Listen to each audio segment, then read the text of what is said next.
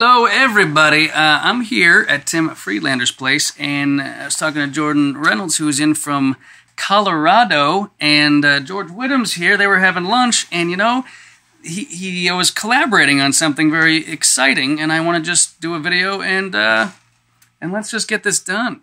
Impromptu phone interview. All right, here we are. I'm Jay Preston. I'm Jordan Reynolds. And we got George Whittam over here. Chilling. Hi. And he looks comfy. And he looks good. So, tell me about this microphone. It comes from a guy named Matthew McGlynn from recordinghacks.com.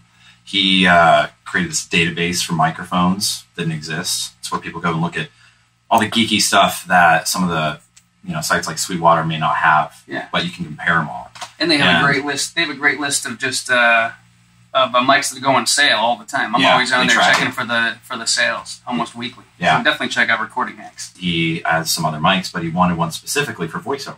Which there is like one out there. Yeah. That's specifically for voiceover. Exactly. Like its primary intent. Yeah, and I've always wondered, when are they going to make one again? Because all the mics we always buy are for a drum set or for a singer, but so this is great. So he came to you to talk about what we need. Right? As far as voiceover talent. Yeah, so he's not a voice talent, and because of the relationship we had on Twitter, and he would send me mics to review for voiceover, for Recording Hacks, because there's great articles on there, like shootouts and things like that. So you built up a nice relationship. Yeah, so that was like years of doing that stuff. So, and we just really clicked kind of on a business level too. So Roswell Pro audio is his thing, and then he wanted, him not being a voice talent, and him knowing that I, work with voice talent, people pay me to design their studios and tune their booths and stuff like that.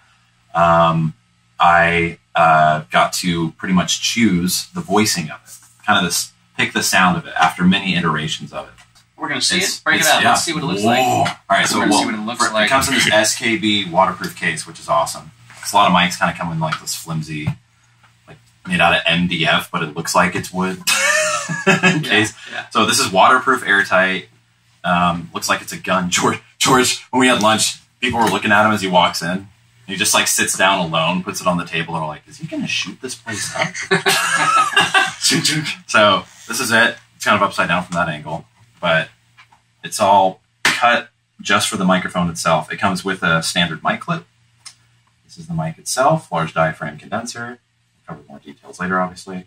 And it comes with this super high quality universal shock mount. The fact of the matter is that it's awesome, because not only does it work with this mic and it's really high quality, but you can just keep one shock mount up in your booth and it takes pretty much any other mic, because it's just these adjustable knobs. You slide it in, tighten it, good to go.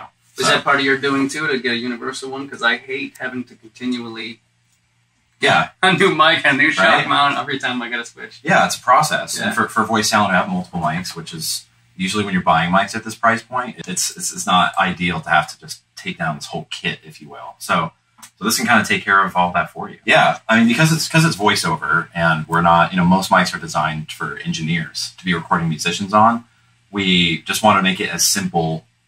You don't have to worry about tweaking too many things to get an ideal sound.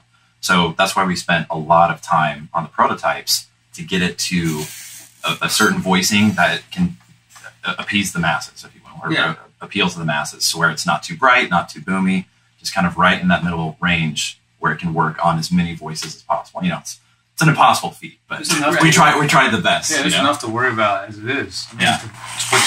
Which pattern should I be in? Which high pass things? None of that stuff. It's enough to think about to get the mic in the right place, get the room to sound good. So you put that mic in the right place, it sounds wonderful. So this is around the $1,100, $1,200 price range? $1,000? Right now it's at $999, so $1,000.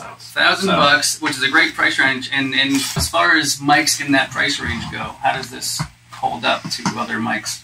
Well, it definitely holds up with other mics. I mean, there's no doubt about it. People are obviously going to want to compare it to other mics in the price range, like the TLM 103 and things like that. And it's a smoother, not as bright mic, so it's a different character. Right. But I think it'll take EQ really, really nicely. And if you're already a sibilant and bright, edgy voice, which a lot of people can't tend to be when they're learning, it's going to smooth that out.